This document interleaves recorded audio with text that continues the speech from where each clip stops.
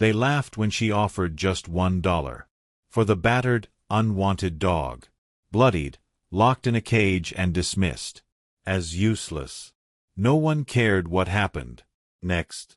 But what that little girl did, after taking him home, it didn't just silence the crowd. It uncovered a truth that changed everything.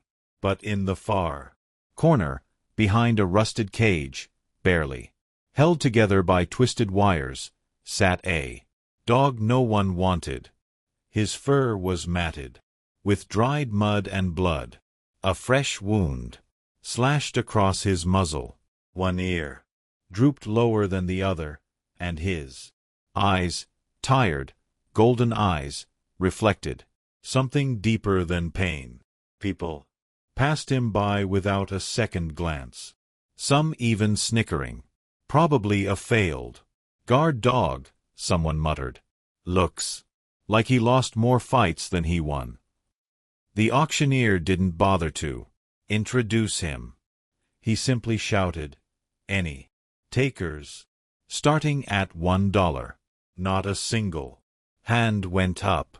Just as the auctioneer turned to move on, a small voice broke the silence. "I'll take them." Heads turned. A little girl, no older than 6, stepped forward from the crowd. Her purple hoodie was slightly too big, sleeves bunched at her wrist. In her tiny hand, she held a single crumpled dollar bill. The crowd chuckled softly, unsure if this was a joke. But her eyes, wide, steady, and fixed on the dog, held no trace of humor. She wasn't laughing. She wasn't afraid. She simply looked at the wounded German shepherd like he mattered more than anyone else there ever had. The barn erupted in laughter. Rough voices echoed off the wooden walls, some amused, others mocking. $1 for that mangy mutt. One man scoffed, shaking his head. The auctioneer looked down at the girl, hesitating. "Sweetheart, this ain't a petting zoo," he said gently. "You sure about this?" The little girl didn't flinch. She stepped closer, holding up her dollar with both hands like it was the most precious thing in the world.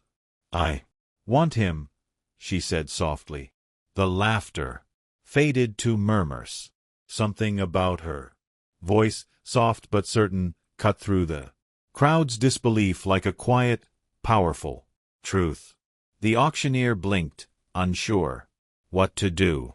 After a long pause, he let out a sigh, gave a half-smile, and tapped his gavel lightly on the post. "Sold for $1. A hush fell over the barn as the little girl stepped forward. Her tiny fingers reached out and pressed the crumpled bill into the man's hand.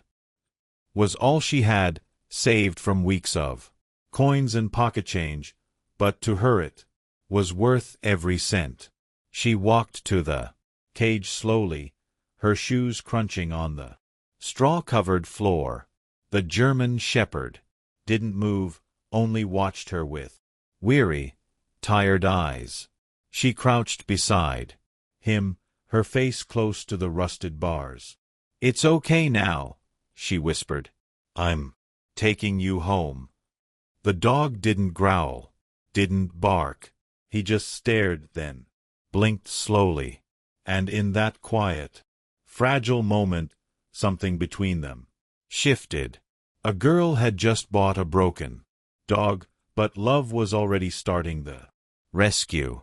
In that quiet ride home, no one spoke. But somehow between the girl and the broken dog, a silent bond had already begun to grow. That night, the dog curled up in a corner of the girl's room, his body tense, eyes flicking at every sound. The soft ticking of the clock, the creak of the old house. Everything made him flinch.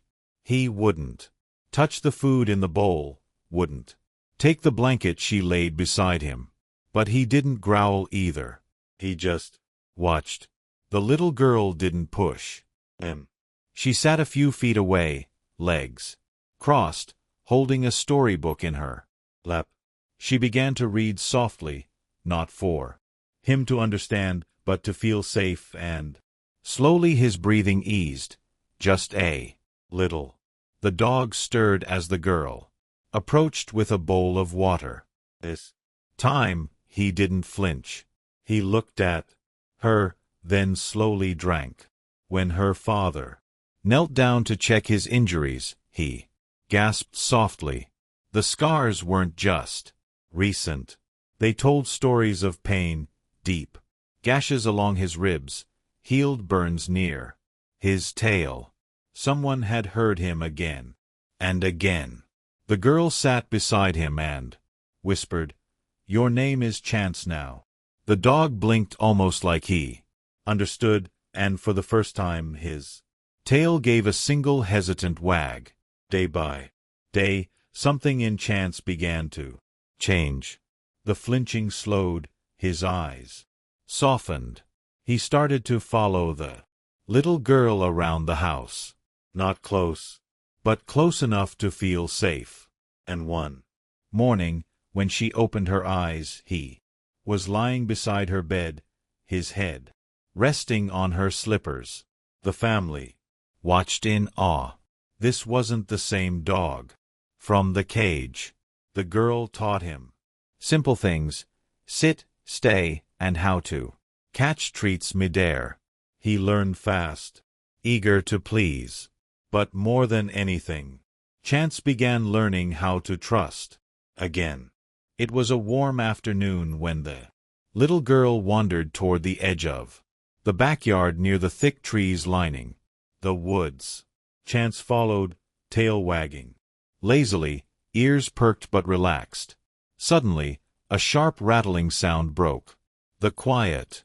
A rattlesnake, coiled and ready to strike. Before the girl could scream, Chance lunged. His bark split the air as he threw himself between her and the snake. The thong struck his leg, and he let out a painful yelp. But he didn't back down. The